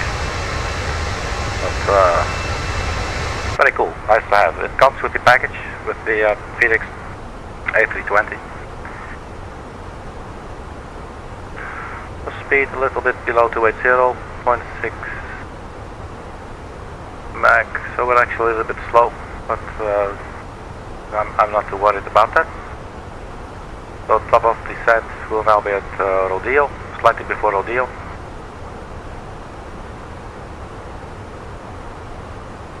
$43 miles.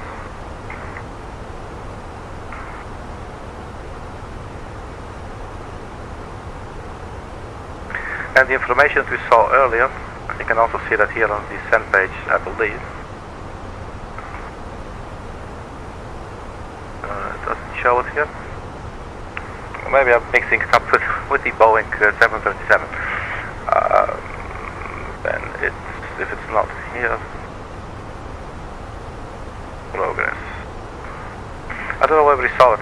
I think when we clicked the button, let's see, I think this one. So descent speed limit 250 below 10,000 feet. So that's also in there, so the aircraft should know once it goes below 10,000 feet, it should not go faster than 250 knots. Now it may mess up in terms of, it may like overshoot it a little bit, you know.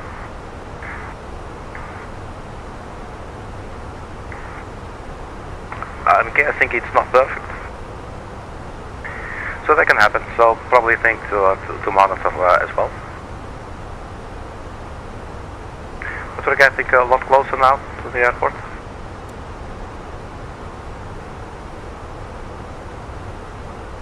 So we can even drag it on a little bit further, our descent.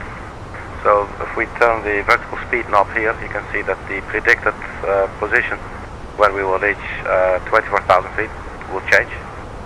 So if we descend a lot more shallow, just goes up and up and up, or a lot more aggressive, it will go down and will become closer. So you have a nice little visual representation.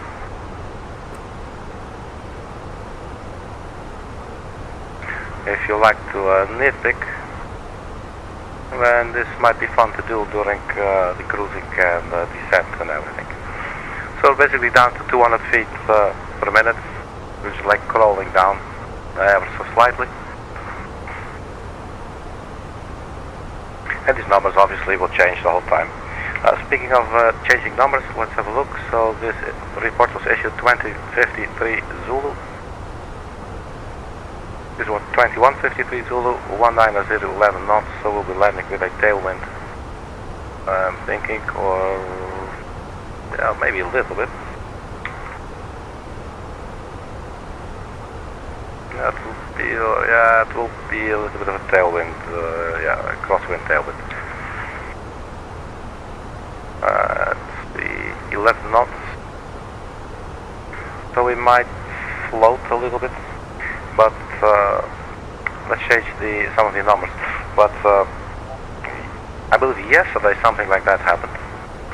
I changed the runway due to wind, and then when I arrived, I saw in the replay, I only noticed it then, in the replay I noticed, like moments before the touchdown, this little arrow here that's showing you the direction of the wind was actually pointed upwards. So that's the tailwind, you know. The whole approach, the whole final approach, it was pointing towards us. The very last bit, bang, and then it was the tailwind. So now I'm thinking, you know what, let's just set the sucker down. It might be an interesting thing to look at. I know when you're on ILS and approach, you know, you're just looking at 100 things at the same time. It might be an interesting thing to check out as well, you know. Maybe it's, you know, if you can see that you have tailwind, then you just know you'll be floating a little bit longer. So we'll see if that's how that's going to work out. I don't feel like changing around the flight plan anymore. So we're just going to go with what we have. Let's still put in the numbers. So we'll do that on the performance page. Let's keep this open. We have this one here as well. Performance, descent. We go next phase. That's the final approach. So QNH 2995. Press the wrong one. 2995.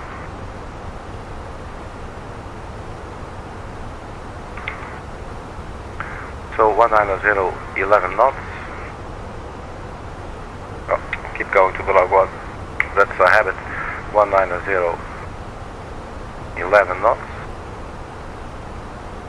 And the temperature went down by 1 degree. 24 degrees. We still have approach speed 132. That doesn't really change.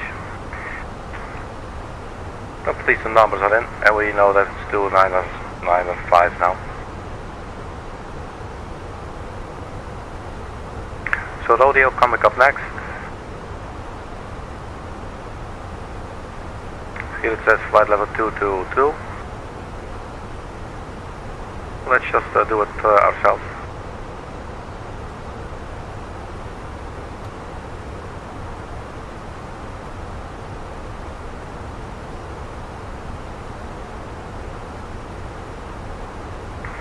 So the engines go to open, go to thrust idle, and the alt mode goes to open descent again. That's just a very short descent.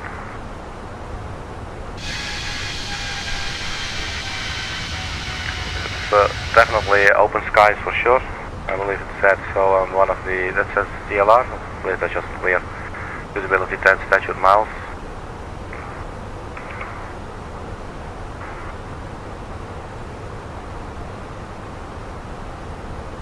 So the fuel is still fueling. Right, so let's see, 22,000 feet. Let's just start strapping in the passengers.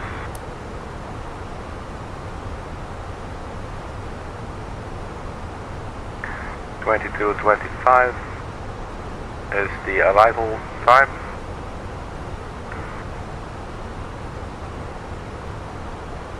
Ladies and gentlemen, this is your captain speaking. We have started our descent to San Antonio International Airport, and I'd like to request you return to your seats now and fasten your seatbelt sign, or fasten your seatbelt. We will turn on the sign. You just go back there and just enter your, put on those fucking seatbelts. What the fuck, man? Why do I have to explain these things? Do you want to die? I mean, you're paying like I don't know how many $100 for a plane ticket, and just so you can die. There are people buying lottery tickets with even worse odds than what you're doing now. So this is an interesting psychological phenomenon known as projection. So when the subject, for instance, might have some issues with admitting fault, they might resort to shift blaming, which is a very interesting thing that you can see people do. It's very hurtful when this happens in a relationship. You know, you just start crying. You're like, fuck you, man. I thought we were cool, you know what I mean? Yeah, but I got my fucking ass. You know, shit happens. And that's a very interesting example. You know, so it's just putting it on the passengers now, like, hey man, do you want to die, you know, just because, you know, it was a tongue twister for me to say, you know, and the passengers can't help it, you know, so I don't have to lash out. So, dear passengers, let's just get up our seat. I mean, if we do it, we're going to do it in style, going to do it correctly. Look, some of them already jumped. Hello? Dear passengers, I'm your captain. I would like to apologize for what I said earlier. It was more than slightly out of line. You do not deserve those words that you got thrown into your face by me. I made a mistake myself, and I would like to request that I'm allowed to apologize sincerely from the deepest crevices of deep within my soul. Please, I'm begging you forgiveness. Alright, so that is not sucking like a whole cabin's cock, I don't know what is. Alright, so where is the bitch mode disengage button? Let's see. Bitch mode disengage. Alright. So on our way to marks, 14,000 feet. Let's dial it in. And let's go by 1,000. 14,000. Let's get this sucker down. Open descent. Let's try if we now go managed. There you go. Let's keep it at managed. So it's a descent mode now. It wants more drag. Well, we're going to give it more drag. Let's first clear out that number 1 there. There's more drag. You're getting all the drag I have. There might even be some volunteer drag in the cabin. If you want them, you can get them as well. We'll just start dragging this on and forwards and out and about and inside out.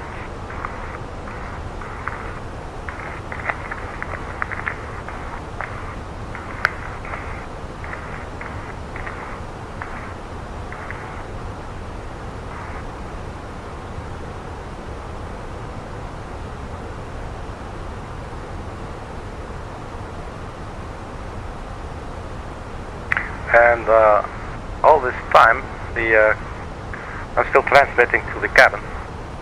So let me just finish my message. So yeah, so once you get your asses into your seats and yourself strapped in, just be prepared that we'll be landing at 22:25 UTC. I know that you have no clue what that means, but that will basically be in about 15 minutes. And the local temperature will be 24 degrees centigrade, and it's a very clear day, so you will have lots of sun, so I hope you brought your sunscreen. So on behalf of JetBlue, the entire flight, and Arkady, I thank you very much for flying, and I'll get back to your seats. Alright. So we're passing 18,000, so we're going to local pressures. That was 29905.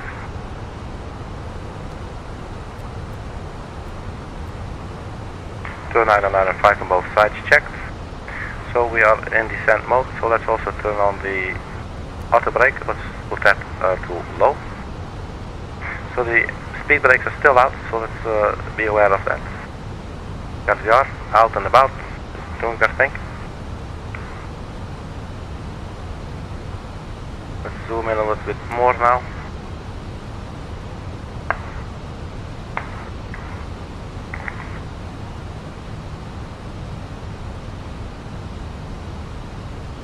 It would look like we're on some sort of descent profile. In that sense, I would think it's looking quite okay. So, speed wants to go up. Let's retract the air brakes now, or the speed brakes. So we got big out, Cuervo, and then speed limit 250 knots at 10,000 feet.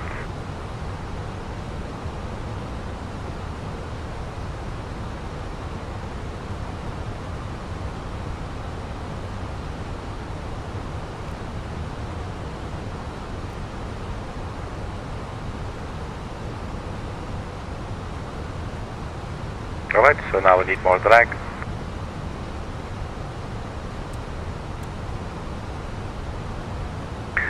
So let's see. We could 6,000.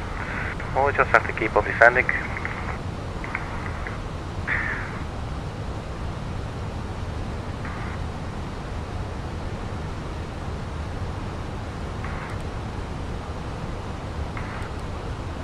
I'm keeping the speed brakes out for a little bit longer.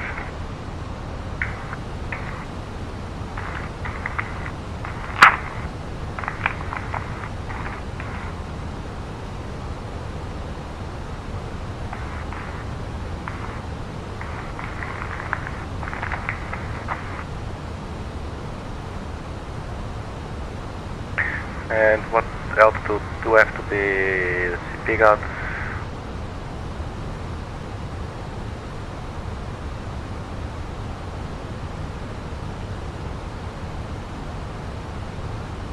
So there. Speed 250 and then 8721. So let's just descend manually. Let's go 8,000 feet. And we'll not make that dirt, so now we're going to go vertical speed. And let's see, this side. And this rate of descent, 2700 feet per minute, should get us there. The air brakes, speed brakes are still out.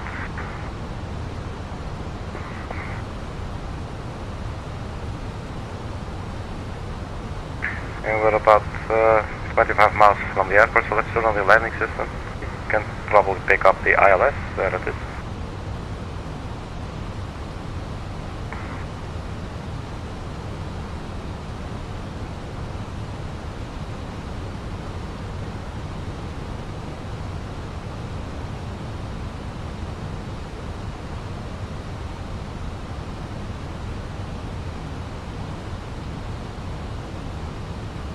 So the speed is indeed a little bit high now, which we should be at 250 below 10,000 feet. And we're now crossing 10,000 feet. I'm going to turn on the landing lights.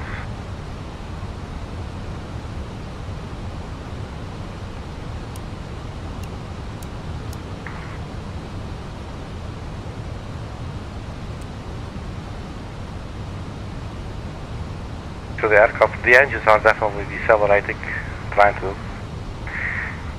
We're almost at there. That's in 1.4 miles. This is sort of okay. We do still have the air brakes out, so let's the speed brakes out, so let's definitely stay aware of that. And Komoot is 6,000 feet, so let's just keep on descending. We're still descending, that's good. Komoot. Let's change the rate of descent. And the arrow there goes up, the navigational display. And we should definitely do it like this, so that we can keep our speed under control. And we should probably do it again after releasing the speed brake. We're now T250. Let's release the speed brake. Because we're only descending like 700 feet per minute, so that's not too crazy. So we should definitely be making that. We need to be at 210 knots actually. So if the aircraft can slow down on its own, would be nice.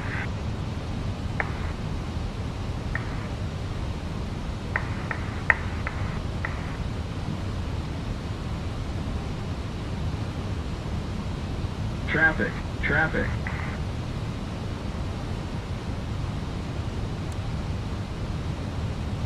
That's pretty close.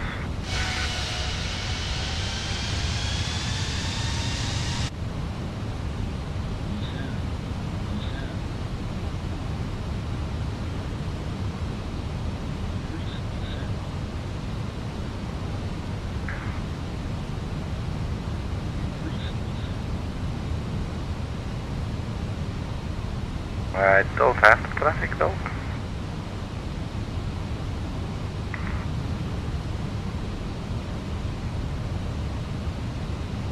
There goes kaboom.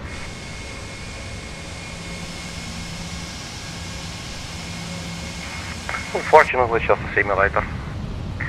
Right, so we should keep going down. Looks like we're a bit above the profile.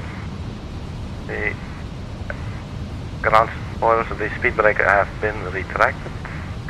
We should be at 210 knots.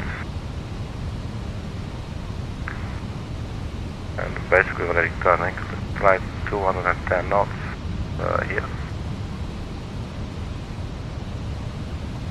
We try to remain at 6,000 feet for a little bit.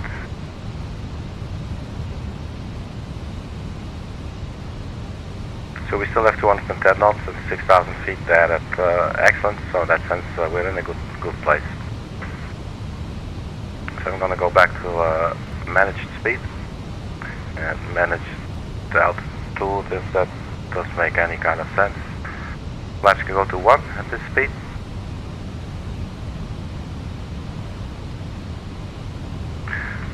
Let's arm the ground spoilers. Let's also turn on the APU.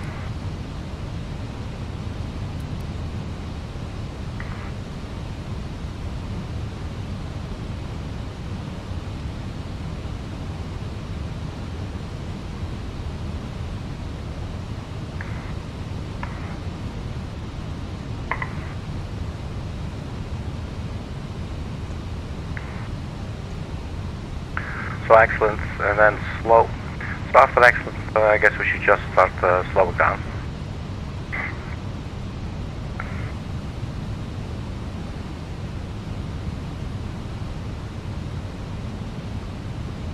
So this is our turn.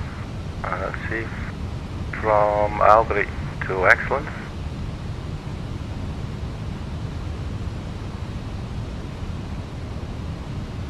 So why the speed now is at 180 knots, I'm not really sure.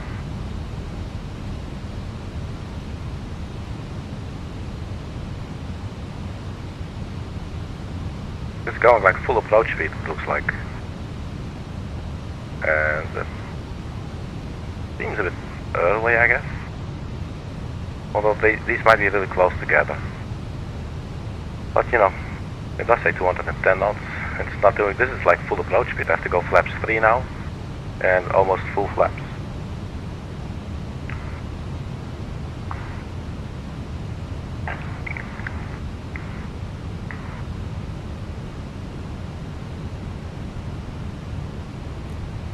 Gonna go flaps full.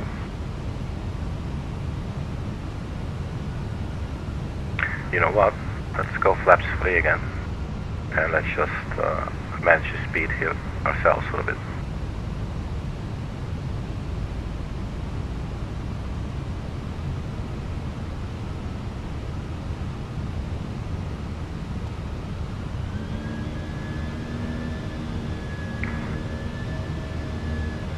And this is really slow. It's like almost like dangerously slow, you know.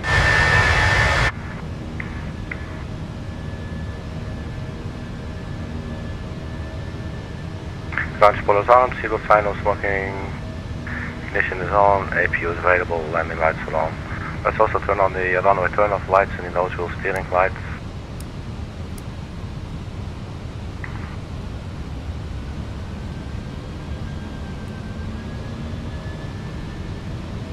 Right, so let's go 180.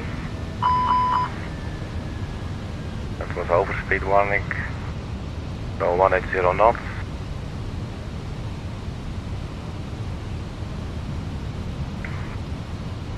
We can go flaps 3, I think, for that. Go a little bit slower. Like that. So we are 10 miles out. First we'll have slow, let's descend to 2,700.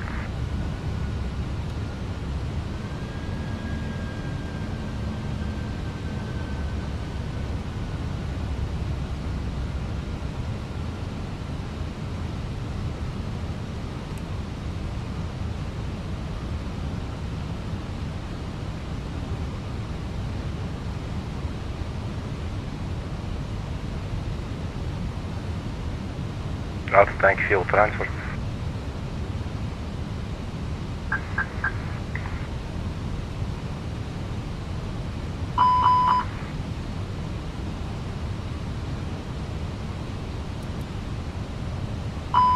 Yeah, that's an overspeed because of the flaps.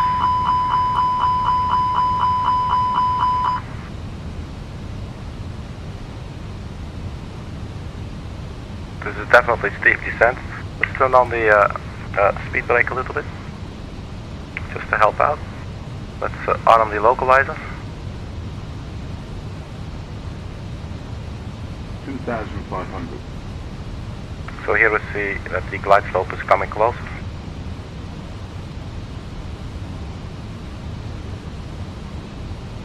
Let's go back to 160 knots. I'm going to drop the gear just so that we get some more drag. It's a little bit early, but and let's also arm the approach. But the speed brakes are retracted.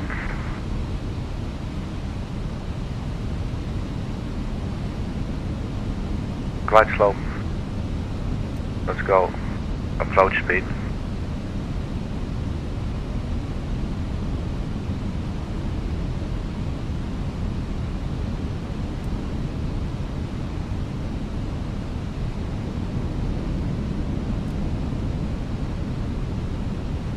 Flaps full.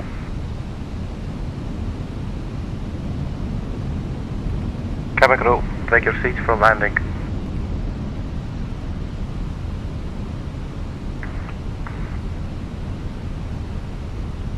So at around 1,000 feet we'll take over from the autopilot, turn off the autopilot. And let's see the wind. So we do indeed have a little bit of a tailwind, a crosswind tailwind. So we may expect to float a little bit longer. 1,000. 1,000, so let's turn off the autopilot. Autopilot off.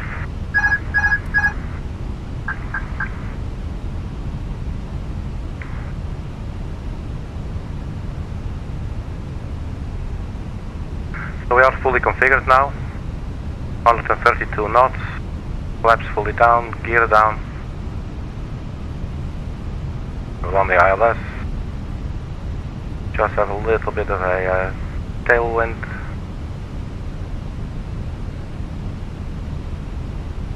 $500.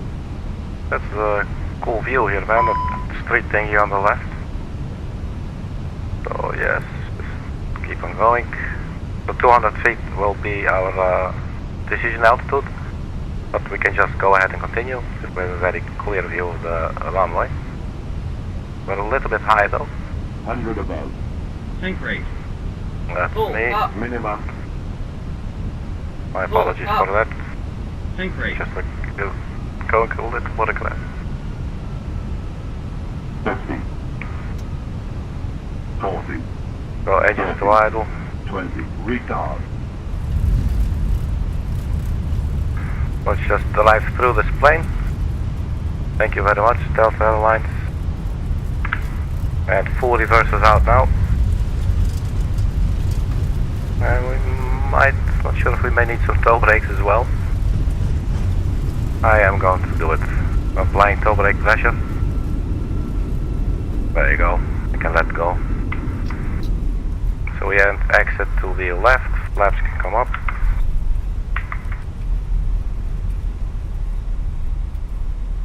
Actually wanted to take the turn here to the left, but we'll make this one. A little bit as expected, sort of a high energy descent and approach. Well, approach a little bit as well, maybe because of the little bit of extra wind.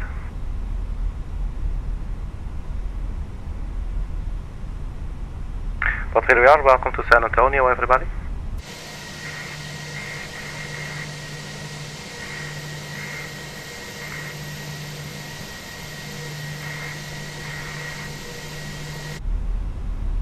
That is not really following the yellow line there, is it?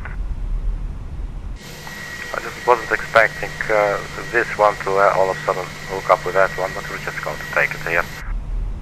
I'll just settle down somewhere.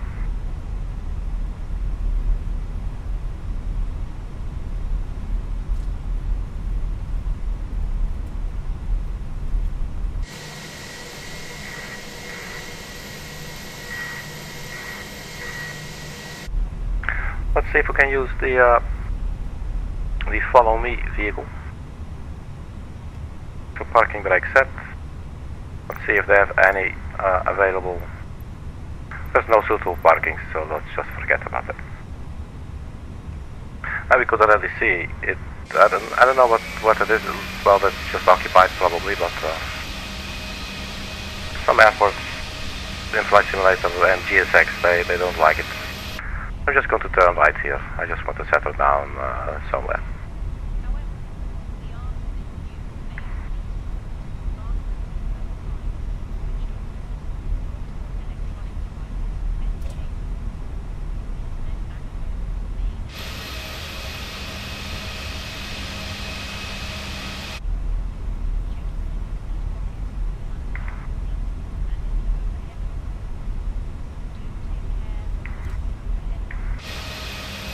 Well, that's close to that wall.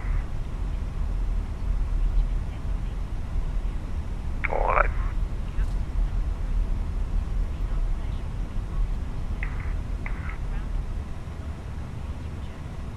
Parking brake set. Turn off for engine number 2. Engine number 1. Engine start switch can go to off as well.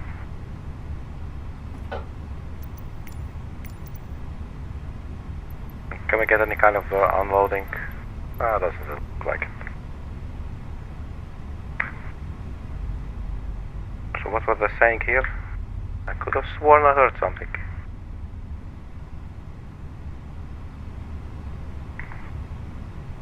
We sort of got her down in one piece.